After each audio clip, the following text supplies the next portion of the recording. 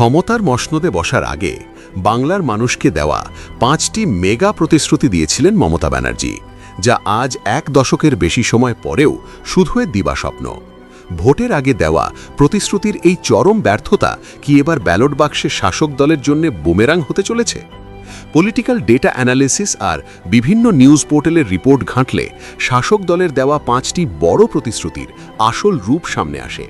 প্রথমত, পরিবর্তনের অন্যতম প্রধান ডাক ছিল রাজ্যে ব্যাপক শিল্পায়ন এবং আইটি হাব তৈরি করে যুব সমাজের মেগা কর্মসংস্থান। কিন্তু বাস্তবে সিঙ্গুর নন্দীগ্রাম আন্দোলনের পর বড় মাপের কোনো ইন্ডাস্ট্রি বাংলায় আসেনি।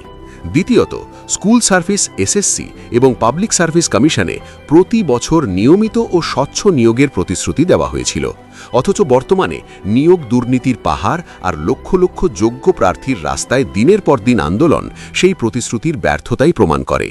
তৃতীয় বড় ইস্যু হল রাজ্য সরকারি কর্মীদের বকেয়া।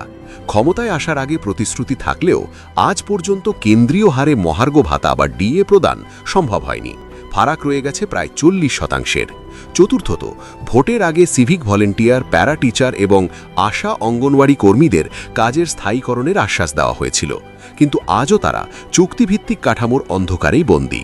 পঞ্চম এবং সবচেয়ে গুরুত্বপূর্ণ প্রতিশ্রুতি ছিল দুর্নীতিমুক্ত প্রশাসন, অথচ বর্তমানে শাসক দলের একের পর এক দাপুটে নেতার জেলযাত্রা সাধারণ মানুষের মনে তীব্র ক্ষোভের সৃষ্টি করেছে। প্রতিশ্রুতি আর বাস্তবের এই বিশাল ফারাক কি 2026-এর নির্বাচনে শাসক দলের বড় পতন ডেকে আনবে? আপনাদের লজিক্যাল মতামত নিচে কমেন্ট করে অবশ্যই জানান।